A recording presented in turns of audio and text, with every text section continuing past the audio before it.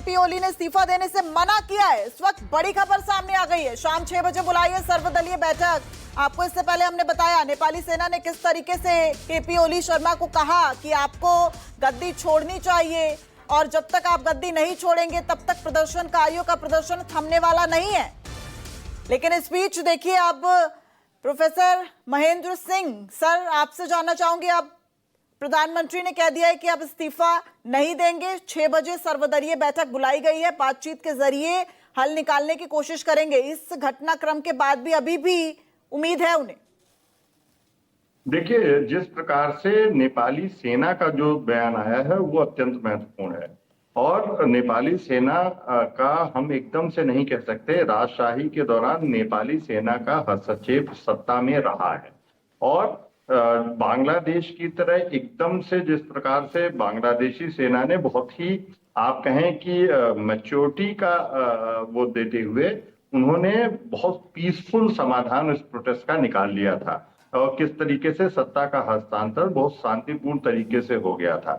लेकिन ओली को हमने देखा है कि जिस प्रकार से उनका एक प्रो चाइना स्टैंड रहा है, जिस प्रकार से वो उल जलूल बयान देते रहे हैं भारत के बारे में, नेपाल भारत संबंधों के बारे में, भारत के सीमा के बारे में, तो ऐसे में वो मुझे नहीं लगता है कि इतनी आसानी से सत्ता छोड़ने वाले हैं। और यही सबसे बड़ी चिंता का विषय है कि अगर वो सत्ता नहीं छोड़ते हैं तो मुझे लगता है कि यह आंदोलन और उग्र हो सकता है और फैल सकता है और पूरे अभी जो सत्ता के केंद्र में ही है, अभी जो काठमांडू में और आसपास ही सीमित है, ये फैल सकता है क्योंकि जिस प्रकार से युवा जो है परेशान है, एक शब्द में नेपाल का युवा परेशान है, अपने बेरोजगारी से परेशान है, गरीबी से परेशान है, भ्रष्टाचार से परेशान है।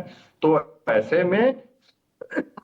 ऐसे में मुझे लगता है कि इस जल्दी से जल्दी इस समस्या का एक शांतिपूर्ण समाधान निकालने की आवश्यकता है। सवाल तो यह है ना कि आखिर अभी भी वो अपना अडिग रवैया अपनाए हुए हैं। वो कह रहे हैं कि मैं पद नहीं छोड़ूंगा। विकल्प क्या बच जाता है? आपसे समर्थन वापस ले लिया नेपाली कांग्रेस ने, सरकार अल्पमत में आ चुकी है, आपका देश जल रहा है, लाखों की प्रॉपर्टी खाक हो चुकी है, उसके बावजूद भी आप मना कर रहे हैं इस्तीफा देने से। नेपाली सेना साफ कह रही है जब तक आप इस्तीफा नहीं देंगे प्रदर्शन नहीं रुकेगा। सोचिए कितनी और जाने जा सकती है।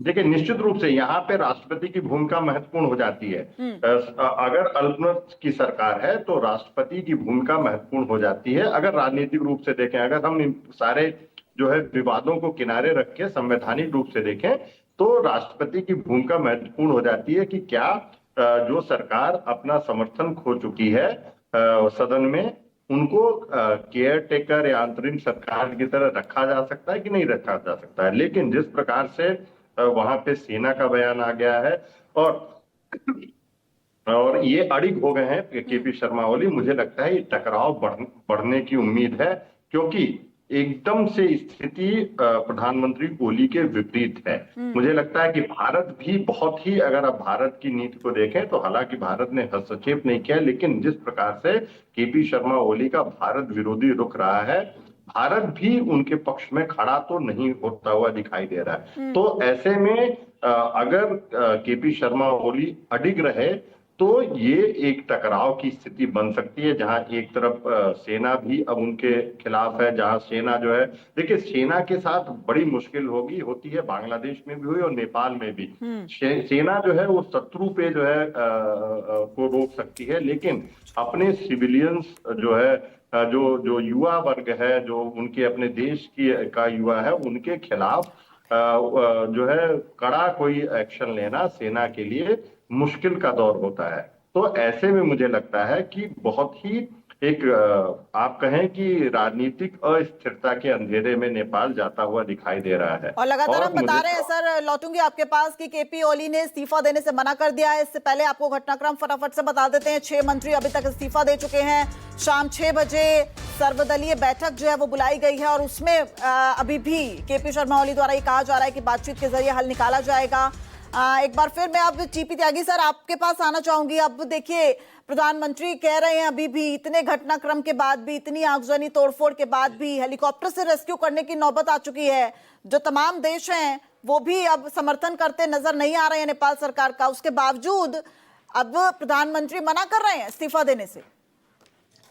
देखिए, रशिया और यूक्रेन के युद्ध में स्थिति ये आ गई है कि अब या तो जेलेंस्की सरेंडर करे या जेलेंस्की का मर्डर हो, ऐसी वाली सिचुएशन है। मैं समझता हूं कि करीब करीब यही सिचुएशन अब नेपाल के अंदर भी है। नेपाल के ये प्राइम मिनिस्टर, जब आप उन यंग बच्चों के स्टेटमेंट सुनते हैं टेलीविजन के ऊपर और उनसे कहते हैं कि भ्रष्टाचार आपका मुद्दा है, बोले हाँ, क्या आप चाहते हैं कि केपी ओली की सरकार को बर्खास्त किया जाए? तो इस बात के ऊपर न केवल वो बच्चे बल्कि नेपाल के लोग भी और ज्यादा 10 गुना तेज आवाज में बोलते हैं, हाँ, केपी ओली को हटाया जाए, केपी ओली नहीं बर्दाश्त है। लिहाजा केपी ओली न केवल अपना विश्वास खो चुके हैं बल्कि उनके अगेंस्ट हो चुकी है जनता। विश्वास खोना एक बात होती है, लेकिन जनता का जो नौजवान है वो तो पहले से ही अगेंस्ट थे, जो जनता है वो उनके बुरी तरह अगेंस्ट हो चुकी है। अब ऐसे में जब सेना ने भी ये कह दिया, अब सेना इज द फाइनल वर्ड।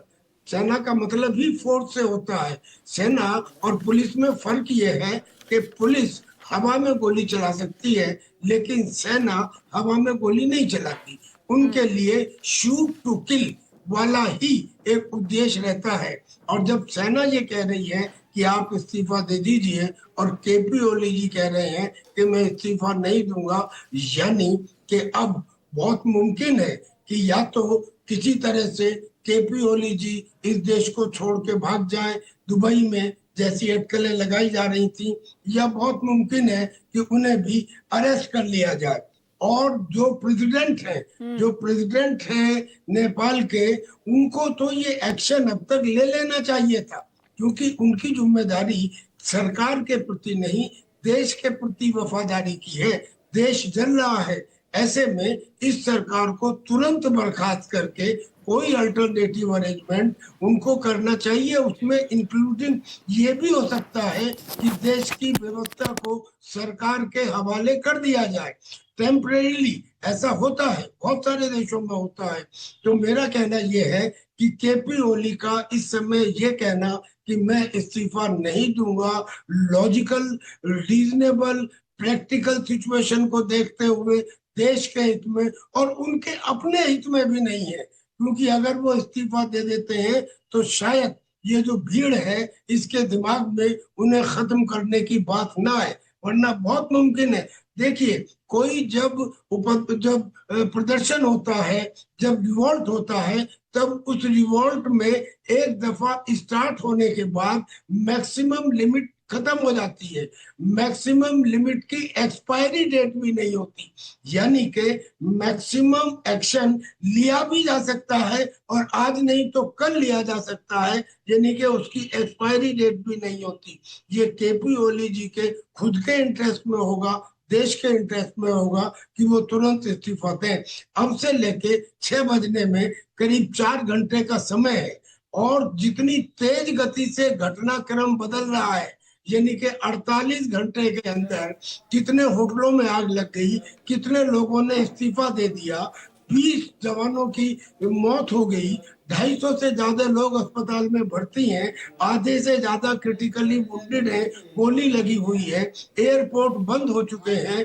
ऐसी स्थिति में और क्या देखने को बाकी है? मैं नहीं समझता कि इसके बाद कोई चीज देखने को बाकी है। अब ऐसे में यूनाइटेड नेशंस कहते हैं ये चिंता का विषय है। मैं तो कहता हूँ यूनाइटेड नेशन तो नपुंसक हो चुका है। दरअसल में ये वो यूनाइटेड नेशन जिसको बनाया गया था इसलिए कि दुनिया में पीस एंड स्टेबिलिटी को कायम रखे, ये पीस और स्टेबिलिटी का सबसे बड़ा दुश्मन है। जब से यूनाइटेड नेशन बना है दुनिया के अंदर युद्ध ही युद्ध, युद्ध ही युद्ध। कलर टीवी त्यागी प्लीज हमारे साथ बने रहेगा। इस वक्त बहुत